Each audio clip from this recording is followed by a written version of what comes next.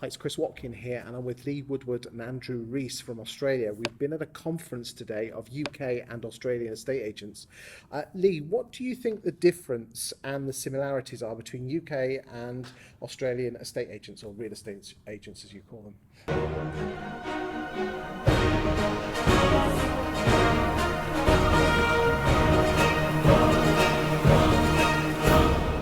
Well, firstly, it's been an honour to speak over here. I haven't spoke in the UK before. Andrew has always said to me, you should come over here and speak.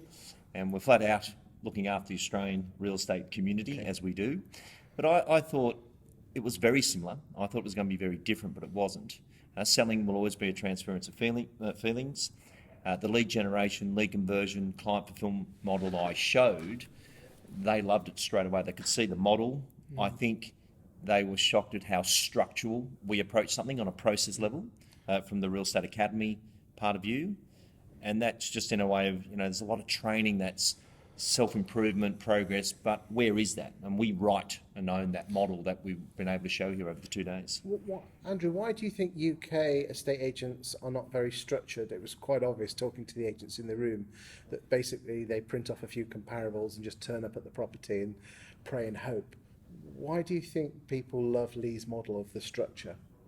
I think obviously because the process is the same of how you go about and prospect, list, negotiate and sell, but you can do it a variety of different ways, and having a system to how to do it and a process, and then for all to be laid out for you and called well-defined circles, really makes it easy. Interestingly, we had a couple of your Australian clients who almost fell off the bandwagon. They were almost doing too well and left the structure and the process of your model. Why do you think that is?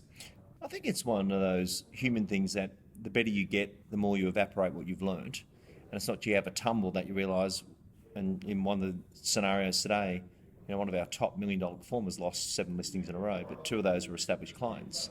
But he thought he could get away with not doing all the steps again because I've become really good. And then suddenly someone comes in with a little bit more business energy, a little bit more hunger, and they're a better option than you now. I mean, if you look at let's be frank, I don't know, do you find it strange that the British put you Australian real estate coaches on a pedestal? Yeah, I do. It's one of those things that people perceive something, and then they've heard something overseas, and then you hear all the big stories, and we've got the big conferences, but everyone's people. There was some great UK agents in the room today that took to the model faster than I thought an Australian would, and they just thought, I could do that. I could use those words tomorrow. I could use stage marketing. They took to the words really fast. So basically, how would you put the model in? It goes in 3 sections, so just obviously don't give all the secrets away, but how does the model roughly work? Well, there's lanes to business. Like everyone in the world is governed by lead generation, lead conversion, client fulfillment. But then below that, we've got to capture data, we've got to send information, we've got to connect, convert. Then you might get the chance to present, then you've got to compete. Then the property's actually listed, which is that production process. The selling side of it is a weakness in the UK. It's a bit of a leave it to yourself. It's not, I will get it sold, I'll use incredible marketing. That was interesting for me. And then obviously, it's sold, and then you've got to retain the client. Anywhere in the world, real estate follows that production line. But what we spent a lot of time speaking on in the 2 days was the difference between tech and technique.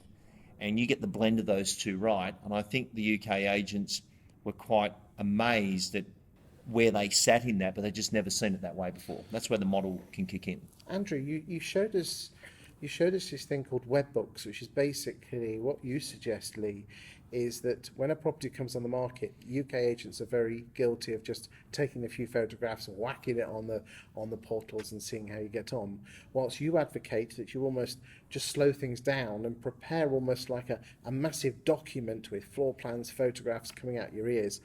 Why is that important, do you think? Firstly, Yeah, I think it's all about if you wanted to buy a house, what would you expect to see? Okay, and I think that's probably what Lee does, and a lot of agents in Australia. They've just turned the experience around and to look at it from, if I wanted to buy this house, what would I expect to see? So myself, I just went through and sold my own house, okay, and you then start to realise when I bought another place, that whole process, and what do you want to know when you go looking, what do you want to know quickly about the property, and that's really what Webbooks does. It gives that information, but in one spot, and also can be updated online at any point in time. So that's the brilliance of it. Well, I must admit, it takes an awful lot for me to be impressed, and I thought the bit of kit was absolutely amazing, if you don't mind me saying. And I just love the fact that it's a living, breathing document that's always there, and you can always change things. What I'd like to do in the next video, gentlemen, is talk about how estate agents should be more 21st thinking with multimedia marketing. Is that okay? Certainly. Cheers.